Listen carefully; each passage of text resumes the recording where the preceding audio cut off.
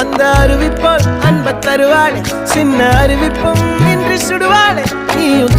தும்மிடி ஆயுசு நூறாக என் உயிர் உன்னோட பத்திர சொத்தாக என் பார்வை உன்னோடு உன் பொம்மை கண்ணோடு